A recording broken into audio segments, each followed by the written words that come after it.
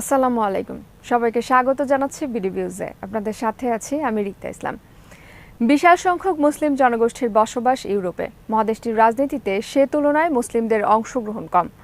পুরো মহাদেশে মুসলিম পার্লামেন্টারিয়ান হাতে গোনা কয়েকজন। ইউরোপের দেশগুলো বিশ্বব্যাপী সাম্য, মানবাধিকার আর অংশগ্রহণমূলক রাজনীতির বাণী ফেরি করলেও ইউরোপেই দেখা যাচ্ছে তার উল্টো চিত্র। অনেক দেশে তো মুসলিম পরিচয় দিয়ে রাজনীতি করাই কঠিন, উল্টো সেখানে বাড়ছে ইসলাম ফোবিয়া। জনসংখ্যার অনুপাতে ইউরোপের রাজনীতিতে মুসলিমদের পিছিয়ে থাকার চিত্র ও এর পেছনের কারণ জানাবো আহমেদ বাইজিদের প্রতিবেদনে।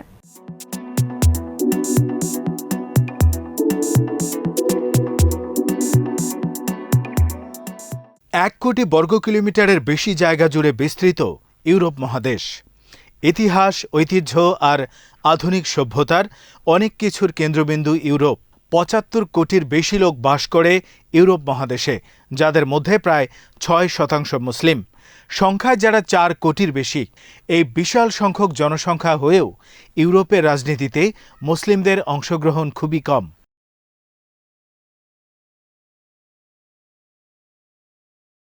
বিভিন্ন দেশের জনসংখ্যা ও রাজনীতির চিত্র বিশ্লেষণে উঠে এসেছে জনসংখ্যার অনুপাতে মুসলিমদের পিছিয়ে থাকার চিত্র। দু একটি দেশ ছাড়া কোথাওই মুসলিমরা জনসংখ্যার অনুপাতে রাজনীতিতে সুযোগ পাচ্ছে না। পার্লামেন্টগুলোতে মুসলিমদের অংশগ্রহণও আঙ্গুল গুনে বলে দেয়া যায়। বরং উল্টো এসব দেশে ক্রমশ বাড়ছে কট্টর ডানপন্থীদের তৎপরতা। কয়েকটি দেশের সরকার সরাসরি অবস্থান নিয়েছে মুসলিমদের তৎপরতা দমনে। সন্ত্রাস দমন, সেকুলার মূল্যবোধ রক্ষা ইত্যাদি অজুহাতে নানাভাবে পীড়ন করা হচ্ছে মুসলিমদের ওপর।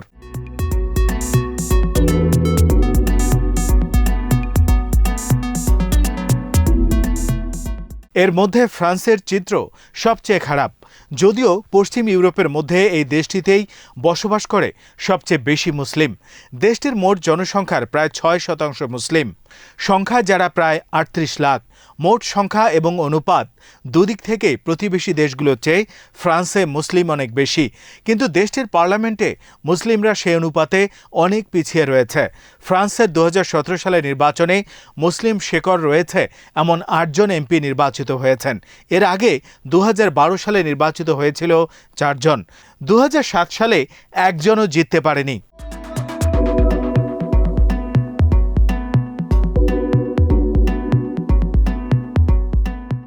অথচ ফ্রান্সের মোট জনসংখ্যা ও মুসলিমদের সংখ্যার অনুপাত হিসেব করলে দেশটিতে অন্তত ৪২ জন মুসলিম নেতার প্রতিনিধিত্ব থাকা উচিত পার্লামেন্টে। যে অল্প সংখ্যক মুসলিম ফ্রান্সের পার্লামেন্টে আছেন, তারা মূলত তাদের সেকুলার পরিচয়কে সামনে রেখেই ভোটে জিতেছেন। মুসলিম পরিচয় নিয়ে দেশটির রাজনীতিতে অগ্রসর হওয়ার সব পথ বন্ধ করে দেয়া হয়েছে বিভিন্ন বিধিনিষেধ আরোপ করে।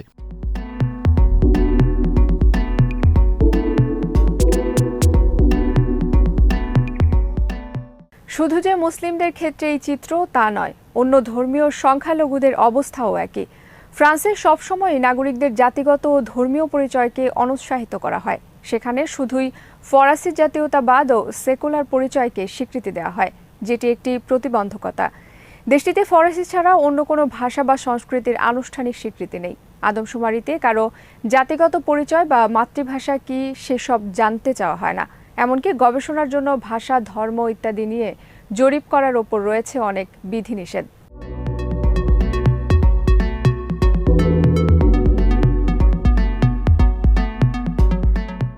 ফ্রান্সের শিক্ষা ব্যবস্থা, চাকুরির বাজার, মিডিয়া সহ সবকিছুতেই মুসলিম বিদ্বেষী একটি ভাবধারা তৈরি করা হয়েছে। নেকাব ও হিজাব নিষিদ্ধ করা, মসজিদ ও ইসলামিক প্রতিষ্ঠানগুলোর উপর কঠোর নজরদারির আওতায় আনা হয়েছে, যে কারণে দেশটিতে মুসলিম রাজনীতিকরা অগ্রসর হতে পারছেন না। এমনকি আলজেরিয়ার মুসলিমরা, যারা প্রায় ২০০ বছর ধরে ফ্রান্সের সাথে ওতপ্রোতভাবে জড়িত, তারাও দেশটির রাজনীতিতে সঠিক অনুপাতে জায়গা পাচ্ছে না। ফ্রান্সে এটি এখন স্পষ্ট যে ব্যবহারিক জীবনে ইসলামী অনুশাসন মেনে চলা কাউকে দেশটির পার্লামেন্টে দেখতে পাওয়া প্রায় অসম্ভব।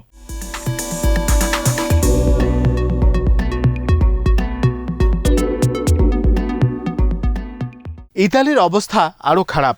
দেশটির পার্লামেন্টে বর্তমান কোনো মুসলিম প্রতিনিধি নেই।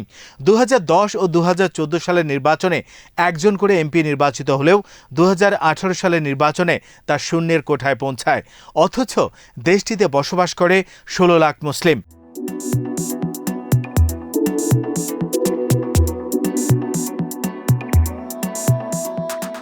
অস্ট্রিয়ার চিত্রেও একই রকম। দেশটির মোট জনসংখ্যার 6% মুসলিম, কিন্তু পার্লামেন্টে মুসলিম এমপির প্রতিনিধিত্ব মাত্র 2%। অস্ট্রিয়ায় অনেকদিন ধরেই মুসলিম বিদ্বেষ তুঙ্গে। দেশটির কট্টর ডানপন্থী প্রধানমন্ত্রী সেবাস্তিয়ান কুর্জ মুসলিমদের উপর অনেক ধরনের বিধিনিষেধ আরোপ করেছেন।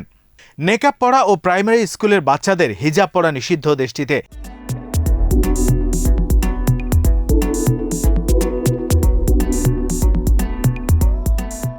হিজাবের নিষেধাজ্ঞার বয়স 10 থেকে বাড়িয়ে 14 করার পরিকল্পনা রয়েছে সরকারের। গত কয়েক মাসে 30 জনের বেশি মুসলিম অ্যাক্টিভিস্টকে গ্রেপ্তার করা হয়েছে দেশটিতে। পলিটিক্যাল ইসলামকে অপরাধী তৎপরতা হিসেবে আখ্যা দেওয়ার পরিকল্পনা রয়েছে সেবাস্তিয়ান কুর্জের সরকারের, যে কারণে ফ্রান্সের মতো অস্ট্রিয়াতেও মুসলিম পরিচয়কে সামনে রেখে কেউ রাজনীতিতে অগ্রসর হতে পারে না।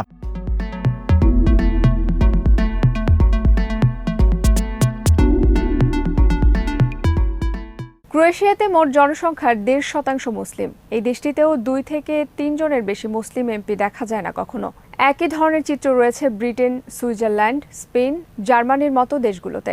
এসব দেশে মুসলিম জনসংখ্যার যা অনুপাত, সে অনুযায়ী পার্লামেন্টারে প্রতিনিধিত্ব করতে পারছে না তারা।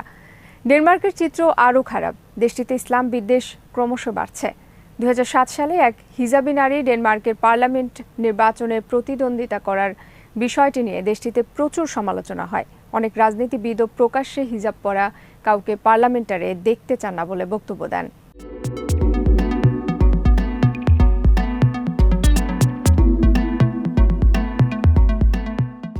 ব্রিটেনে মুসলিম জনসংখ্যা প্রায় 30 লাখ, যারা মোট জনসংখ্যার 4.4%। সেই হিসেবে ব্রিটিশ পার্লামেন্টে 2টি কক্ষে কমপক্ষে 63 জন মুসলিম সদস্য থাকলে মোট জনসংখ্যার সাথে মুসলিমদের অনুপাতের সমান হতো। সেখানে ব্রিটেনের পার্লামেন্টে মুসলিম এমপি 30-এর আশেপাশে থাকে সবসময়।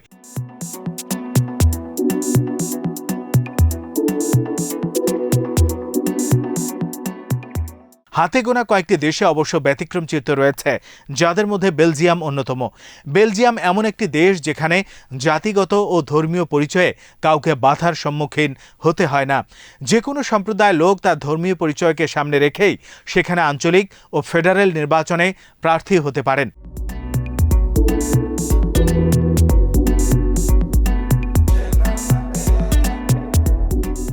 বেলজিয়ামের মোট জনসংখ্যার 6% মুসলিম। তাদের প্রতিনিধিরা 5টি রাজনৈতিক দলের যে কোনোটি থেকে পার্লামেন্টে প্রার্থী হতে পারে। সমাজতান্ত্রিক, ডানপন্থী কিংবা বামপন্থী কোথাও মুসলিমদের অগ্রসর হতে বাধা নেই। 2009 সালের নির্বাচনে ব্রাসেলসের আঞ্চলিক নির্বাচনে 89টির মধ্যে 19টি আসনে জয় পায় মুসলিম প্রার্থীরা। 2012 সালে দেশটিতে ইসলাম পার্টি নামের একটি রাজনৈতিক দল আত্মপ্রকাশ করে। ওই বছরে স্থানীয় নির্বাচনে দলটির 4 জন প্রার্থীর মধ্যে 2 জন জয়ী হয়। দেশটির ফেডারেল পার্লামেন্টেও বর্তমানে 2 জন মুসলিম এমপি রয়েছেন।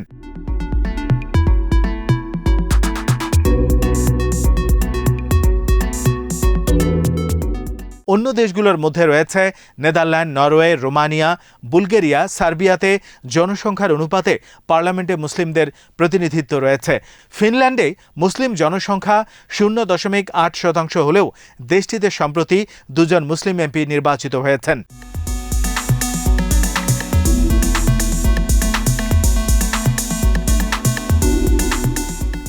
ইউরোপের রাজনীতিতে মুসলিমদের প্রতিনিধিত্ব নিয়ে দীর্ঘদিন ধরে গবেষণা করেছেন ইস্তাম্বুলের কোক ইউনিভার্সিটির ইন্টারন্যাশনাল রিলেশনস বিভাগের অ্যাসোসিয়েট প্রফেসর শেনার আর্কতুর্ক। 2007 থেকে 2018 সাল পর্যন্ত 11 বছরের গবেষণায় তিনি ইউরোপের উল্লেখযোগ্য 26টি দেশের রাজনীতিতে মুসলিমদের প্রতিনিধিত্ব নিয়ে অনুসন্ধান করেছেন।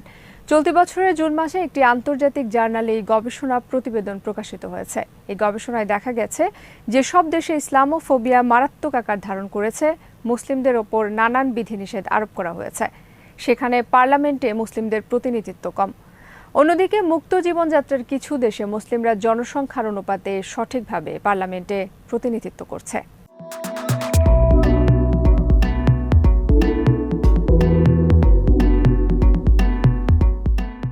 বেলজিয়ামে মুসলিমদের বসবাসের ইতিহাস খুব পুরনো না হলেও তারা মুক্তভাবে রাজনীতি করতে পারছেন। অন্যদিকে ফ্রান্সে বিশাল সংখ্যক মুসলিম জনগোষ্ঠী থাকলেও তারা পার্লামেন্টে পিছিয়ে আছে, কারণ দেশটির সর্বত্র ইসলাম বিরোধী মনোভাব সৃষ্টি করা হয়েছে। বেলজিয়ামে যেভাবে একজন মুসলিম প্রার্থী তার ধর্মীয় পরিচয়কে সামনে রেখে নির্বাচনে লড়তে পারছেন, ফ্রান্সে সে সুযোগ নেই, যে কারণে ফ্রান্সে মুসলিমরা বহু যুগ ধরে বসবাস করলেও তারা পার্লামেন্টে পিছিয়ে রয়েছে।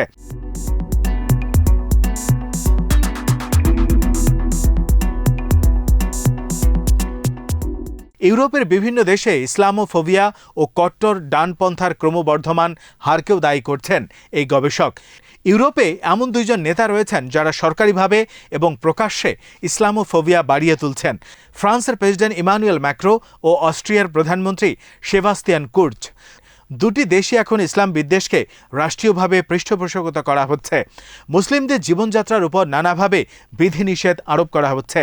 মসজিদ ছাড়াও মুসলিমদের বিভিন্ন সামাজিক প্রতিষ্ঠানে বিদেশি অর্থায়নের উপর রয়েছে কড়াকড়ি। অনেক প্রতিষ্ঠান বন্ধ করে দেয়া হচ্ছে।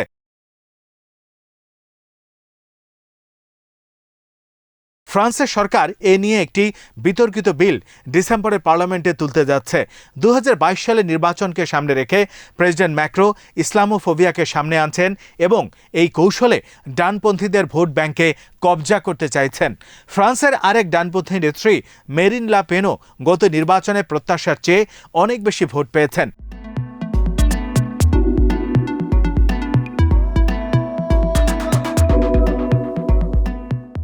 একই রকমভাবে অস্ট্রিয়াতেও মুসলিমদের উপর চলছে দমন পীড়ন। শীঘ্রই দেশটিতে হিজাবে নিষেধাজ্ঞার ক্ষেত্রে বয়স বাড়ানোর পরিকল্পনা রয়েছে সরকারের। অব্যাহত প্রচারণার মাধ্যমে পলিটিক্যাল ইসলাম মানেই সন্ত্রাসবাদ, এমন একটি ধারণা ছড়িয়ে দেওয়া হচ্ছে দেশ জুড়ে।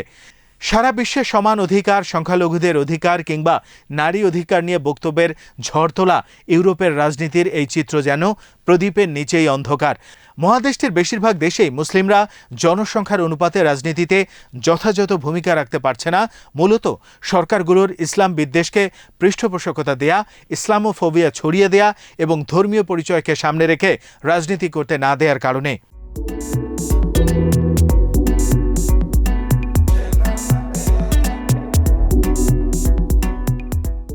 আজ এখানে শেষ করছি। সবাই ভালো থাকুন, সুস্থ থাকুন আর দেখতে থাকুন বিডি নিউজ। চ্যানেলটি ভালো লাগলে সাবস্ক্রাইব করুন। সংযুক্ত থাকুন আমাদের ফেসবুক পেজে। আল্লাহ হাফেজ।